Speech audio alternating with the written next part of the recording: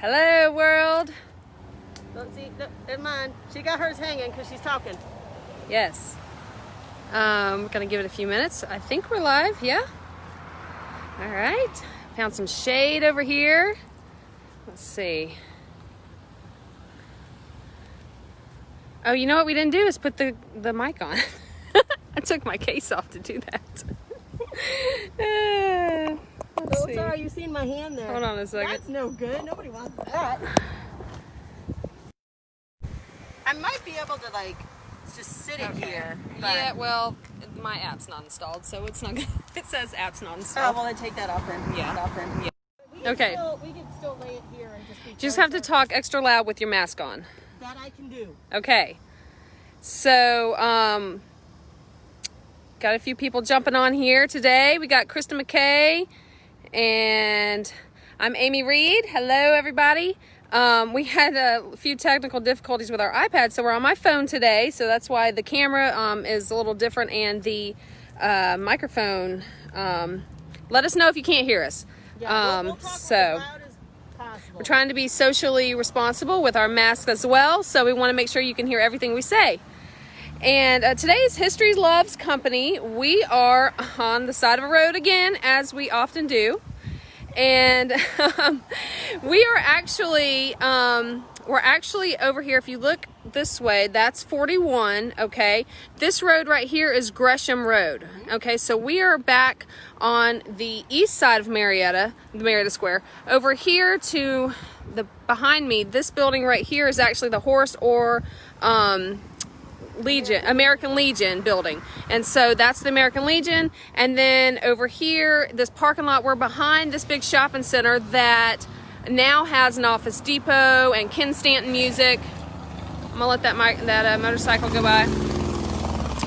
And so we're talking about this corner, the property that the parking lot was on, and all the way up behind me to the American Legion. This whole area, this whole corner of 41 and Roswell Road and Gresham Road, this whole area right here. Yeah. So if you were to look, if all these buildings were here, right over there would be the Big Chicken. I don't think I can see it at all from here. But the Mansour Center is literally across the street from us. Yeah. You know where that's at? That's where we're at. Yeah. So we're just a little north of the Big Chicken. Yep. And because, that's how we do all our directions in Marietta, related to the Big Chicken. What we're talking about today is the National Youth Administration. Let me get you in here. There we go. And the National Youth Administration was a program, a public works program that came out during the Great Depression, came out of Washington, D.C., along with the WPA, the Works Progress Administration, the CCC, the Civilian Conservation Corps, those kind of programs that came out of the government with President Roosevelt to try to increase jobs and boost our economy during the Great Depression. So the National Youth Administration was one of those programs. They were really concerned with the youth during this time, specifically the older youth, age 16 to 25. Yep. And trying to get them back in the workforce, especially the areas of poverty in the United States. A lot of the rural communities, right? As well, a lot of the rural communities. Yeah, Emmeline says, "Bring them back." I know, right? It's an awesome program. It's an awesome program, and especially for our youth. Especially right now, it's kind of timely because we're all worried about our children, our students. What is this break going to do for them? What does this new learning field look like for us? And so it's something that we're all, as parents and community members, were worried, what are our children going to be prepared for the future? So that's what this National Youth Administration was, in a great way, was, parents and older adults were worried about the workforce, and these youth having the skill set to move forward in life, the education to move forward in life. If they were, just trying to live and eat and find food, they certainly couldn't go to college and that sort of thing. So, and this full-on vocational training, which we're kind of seeing a resurgence in now, is how to do stuff with your hands, and that kind of thing. So that's why, NYA, the short version, is really an interesting program. Yes, it is. Gosh, there's a lot of trucks and cars going by, so I hope you guys can hear us. Wait for that truck to go by. Emmeline also said that the CCC created amazing places we can still visit, and yes, they have. And we will.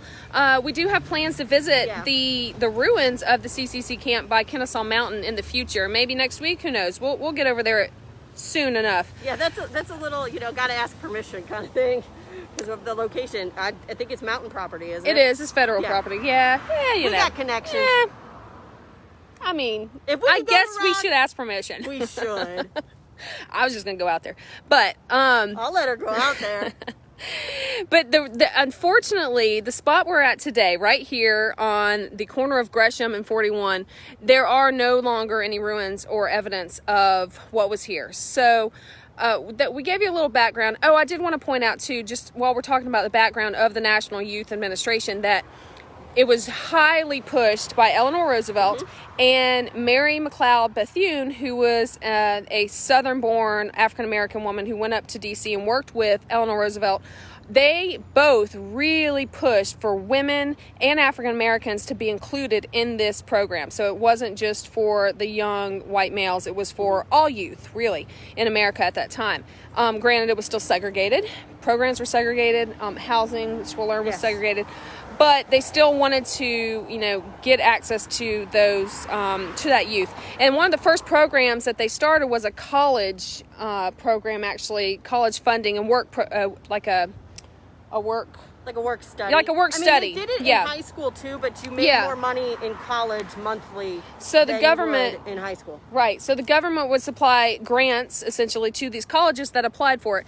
And all of the HBCUs, historically black colleges in Atlanta and a lot of other colleges in Georgia applied for these grants that then they could pay the students as they worked jobs. And the jobs that they had were very similar to what you might expect at a CCC camp. They were, building buildings or bridges or moving into smaller things too. Like we'll talk about this too, but furniture for schools and libraries, and they were doing all this kind of work, but it not dissimilar to CCC. A lot of them might go from the administration to CCC because they were old enough at that point. Right. Right. They did transfer up into the CCC once they aged out. So we do have a picture of what this corner looked like in, what year was this? I'm going to switch the camera around. Okay, sometime in the 40s. Okay, so the program that we're talking about was here late 30s through 40. In this location, primarily 40 to 43. Okay. And So we'll talk about why. Okay. But we'll talk about Okay, that in a second. so we're talking about this location. We don't have an exact year of this, but if you can look at this map, okay, the Big Chicken would be here. This is all radar circle. These roads are still back there. Of course, they're dirt roads in this picture, but that's radar circle back there. And the Big Chicken is on this corner here, okay? And we're looking, that's heading south that way. So this would be heading north on 41 this way.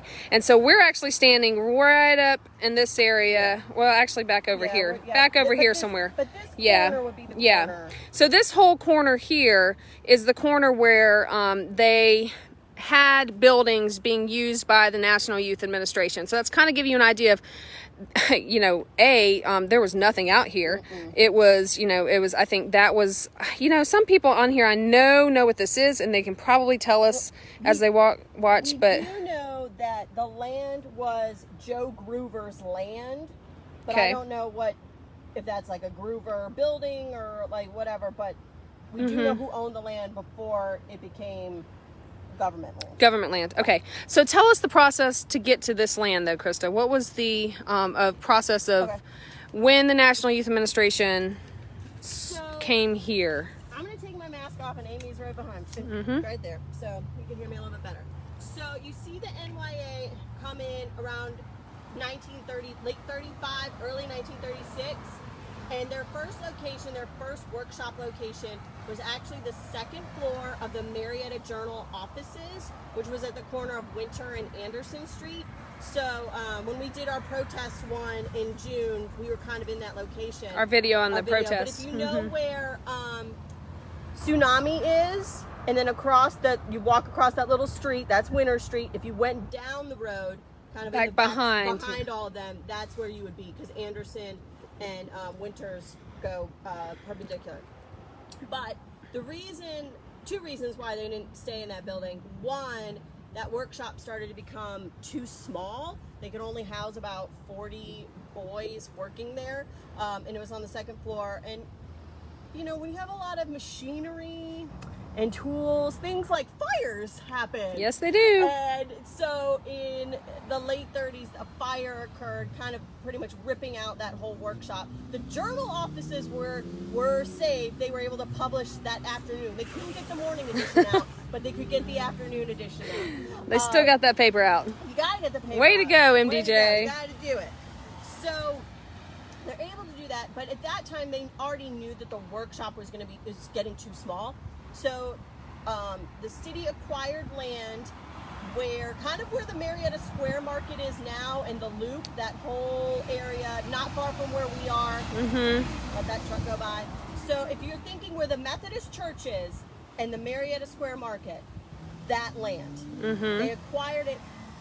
Funnily enough, they acquired it for workshops for the National Youth Administration and also buildings for a farmer's market. Hey! I'm like, you probably should have kept that, but that should be a whole other story unto itself. Now, at this time, who owns the land? The National Youth Administration, or no? Who's purchasing it? The city. And the county own that land. Okay. And then they let NYA be on it. Okay. So think of it this way: the federal government is giving money to city and county. The county is providing the land, so that joint partnership is what's going on. Okay. So you see the expansion into this, and you've got more workshops, you've got all these things being built. So what are they building? What are they doing? Well, let me show you a picture of one. Our friends over at the Welcome Center had this desk in their office for quite a while, and they didn't need this desk anymore.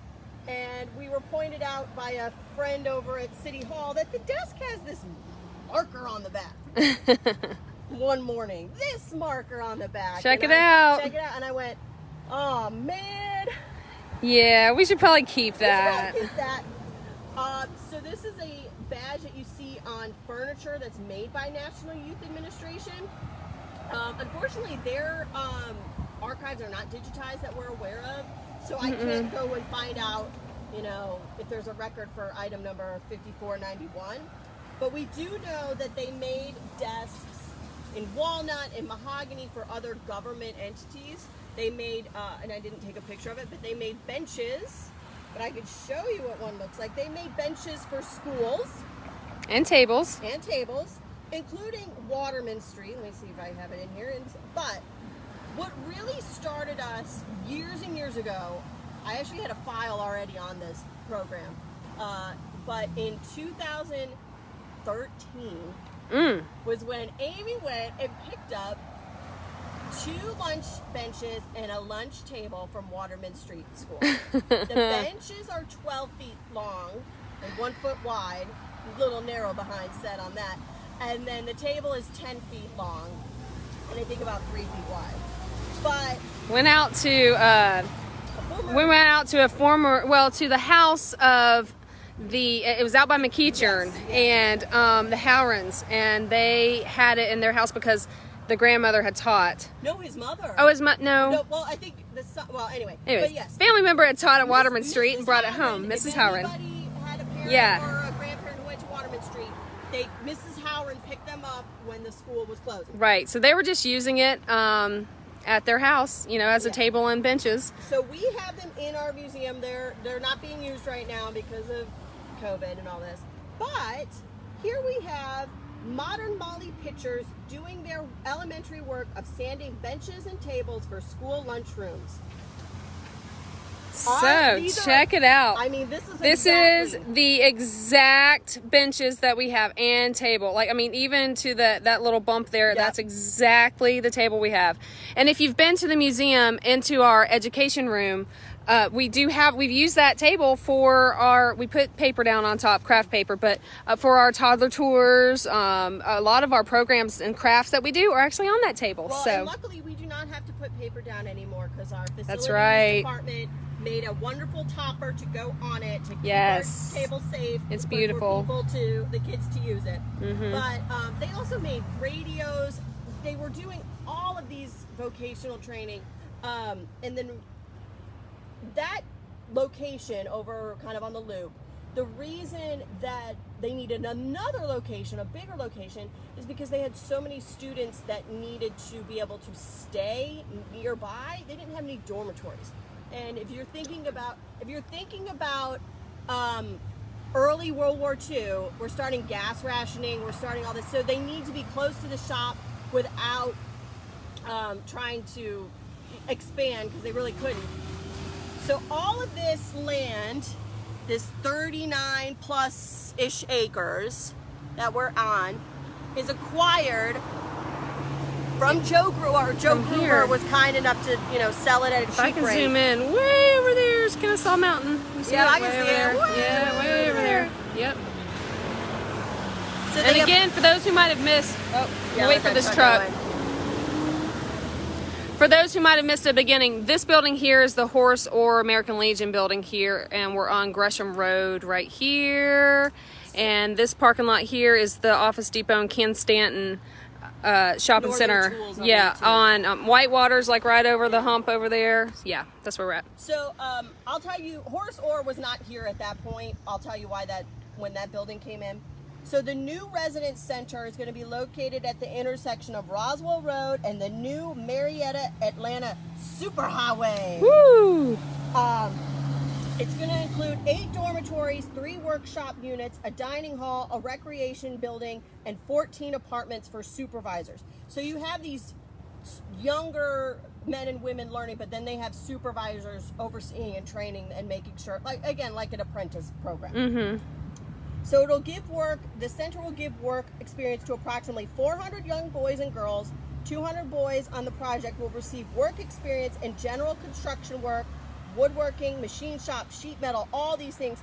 And then girls will receive work experience in arts, crafts, light shop work, home service work, sewing, meal planning, and preparation. So the other part of that's really important is not only were they learning it, they were actually building it. So they're learning and building at the same time. So their own workshop, even when it was over by the loop and where the market is now, they built it. So it's not like somebody else they're doing the work. Mm-hmm. So, I mean, you're going to want to do a good job, because if you're going to live in it, you want to make sure you do a good job. What's interesting is we do know they also built items for the Army when the war hit, but we don't get involved obviously until December 7th, 1941.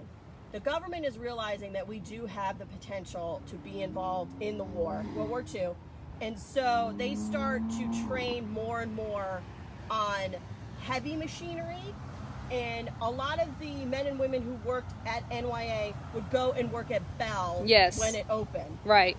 Because they already had the training. Mm-hmm. So I want to make sure I find this one, because I printed out a lot for this one. There's actually a lot of information that we were just so excited to find out about. Here's a lovely young lady, Miss Beatrice Trout, 16, who is in charge of the tool room at the workshop.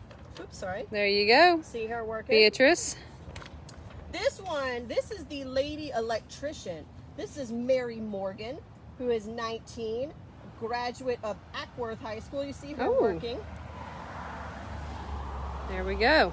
So the article, she actually had an article about her, and it was featured in the Atlanta Constitution, written by Miss Celestine Sibley. You might know that name if anybody goes way back. Celestine, excuse me. Yes. That's a southern thing. Celestine. Well, just like earlier, we were discussing another name. One of the supervisors in Atlanta, his name is Beaufilet Jones, and it took us a minute to figure out how to pronounce that. Yeah. But anyway, so I want to tell you a little bit about Miss Morgan. So she's one of 100 young people engaged at the NYA shops. She is the only girl in the advanced group of young electricians, and she has already a job waiting for her as home service repairwoman for the city of Marietta's electrical department. Yeah. But listen to what she has to do. This is my favorite.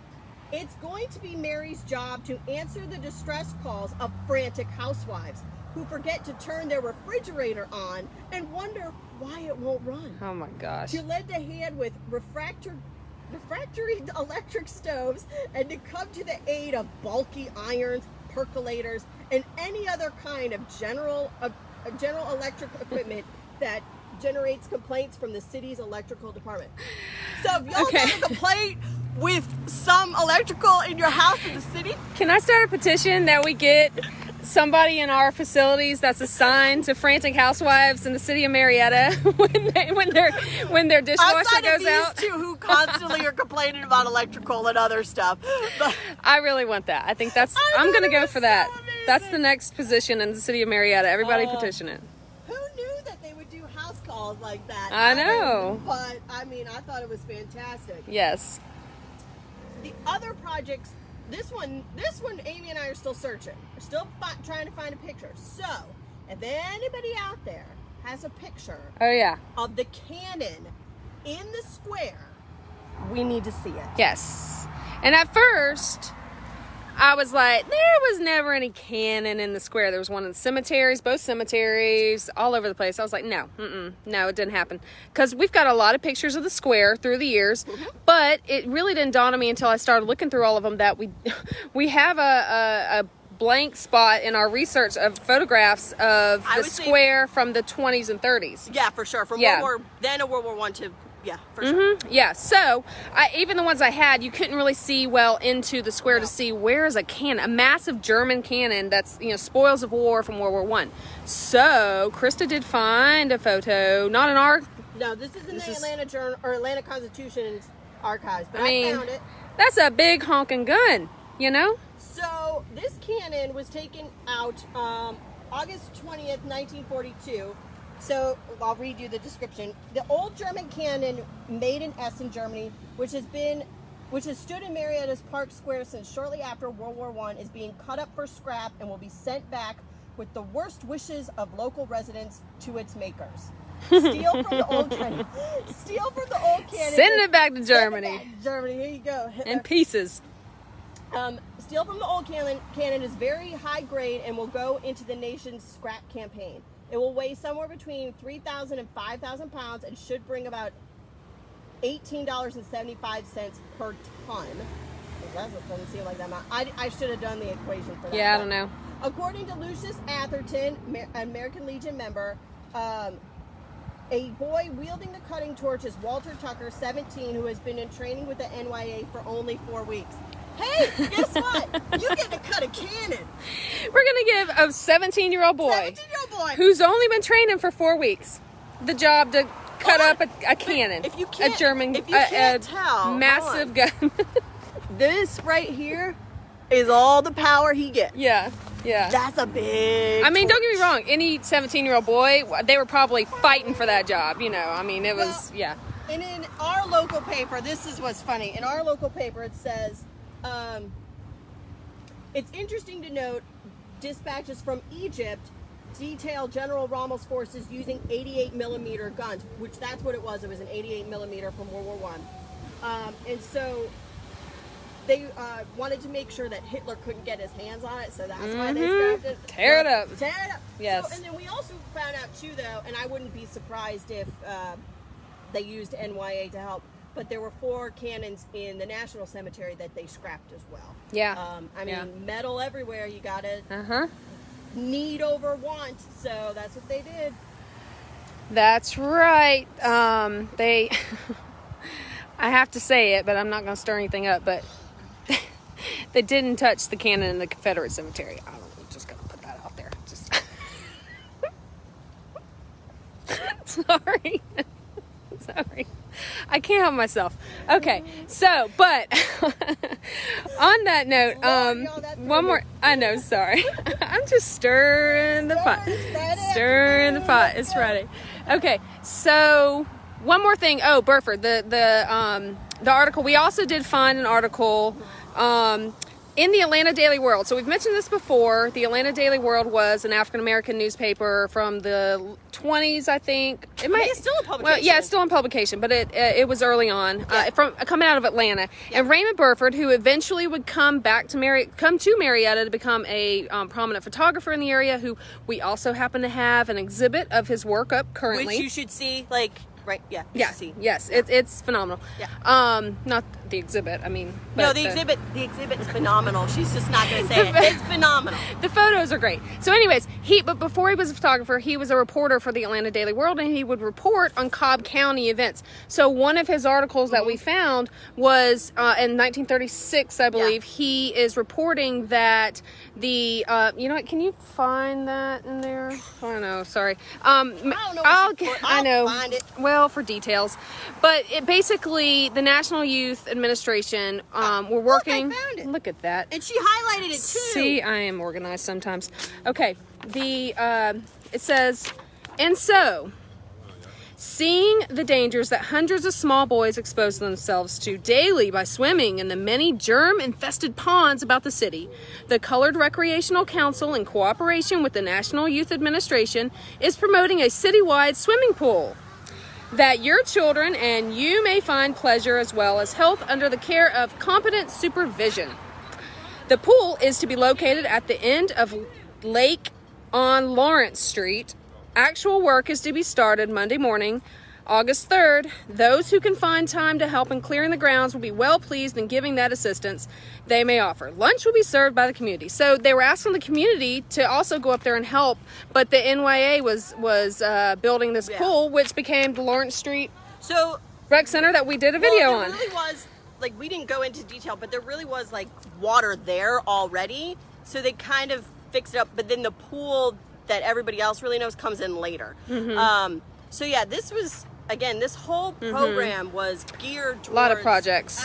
Every sort of project. I think I came across one that they were building playgrounds. They were rebinding books for the libraries. This is. Oh, I did see one. I did see one also where they were building new desks for the white schools and repairing old desks for the colored schools, is what they said. So they did that as well.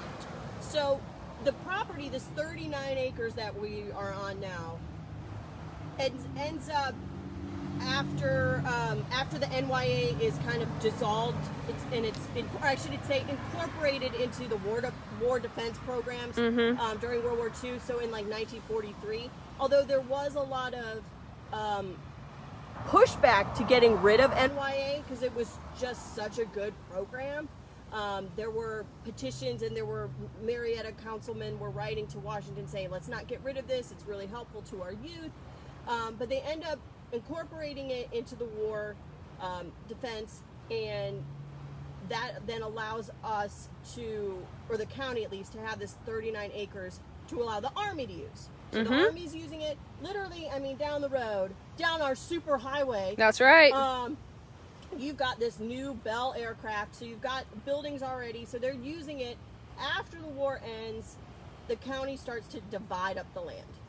First, an 11-acre plot for the American Legion, which is right next to us. So they purchased some land in 48, 49-ish. And then in 52, 53, the major chunk, about 18, 20 acres, is sold from the county because, you got to fill the coffers somehow. Might as well sell some land. They sold it, and the idea was to build a big shopping center. Guess what's here? Kind of works like that. Yeah, I don't know the history of this exact building that we're looking at. If that's, I don't know though. It might not be. I don't know. No, is it? I told her this yesterday. Oh well, it's a whole 24 hours ago. What happens to NYA buildings? Fire. Oh yeah, right. So a bunch of businesses are operating in these NYA buildings. You see a chenille business, which we need to dig into more too about that history of. I think it was called Marietta Cobb Industrial Inc., something like that. Daymar, if anybody's familiar with that business, they were actually here operating, and they were using NYA buildings, and a fire goes through and just guts all of them. Okay, so right. There might be a piece or two in the back that we're not exploring, but this building itself, I is not, I don't think Okay. it is. Okay. It's more modern. Yeah. Yeah, and then you have an apartment complex farther back. Yeah. So, right. So that's what ends up happening to all of them. The buildings over where the Loop and the Market is, originally they were used after the NYA by O&B company. If you ever see little doll clothes and stuff like that, O&B made a whole bunch of stuff. Mm-hmm. And then they, tore it down. Mm-hmm. Because we got other things, which I appreciate the flea market. Keith Summer says the GEX membership store was there in the 70s. Okay, I know what you're talking about. We got a credit card from that. Oh, okay. Yeah. Yeah, I didn't know that. So this, when you drive past now, on your way north on 41, this whole area had a huge impact on our county, in the whole country, and an impact on the youth here. So Yeah, during the Great Depression. And during World War II, you may think World War II as well. You may think everything happened at Bell, but camera, shoot. But everything didn't happen at Bell. There were things happening other places around the county too, and this area being one of them. Yes. So, yeah, we like traveling all over the county because, everywhere you drive around here, there's a deep history, and it just takes some digging to figure out what was here, what was happening, how did it affect us. So this has been a fun one, I think. This has been a fun this one has been like 7 years in the making, I guess, because I was doing that, but we're glad to be back, guys. We did miss this. I will tell you this. Yes, definitely. I We had to take a little break for a little while, but we need some vacation. We took some vacation. We're back. We're back. Yeah. And again, submit ideas, but we do have a list going. And hopefully we will, today's nice, but if it's a nasty day, maybe we can find a building or two to go into. Yes. If anybody has any old basements, I'm perfectly happy to crawl in them. Or any businesses and historic buildings that would like us to come over and tell them the history of it, you let us know. Yeah, We'll do the That's research. right. We can do it. So, all right. Thanks for watching, guys, and we will see you next week. have an awesome weekend. Bye.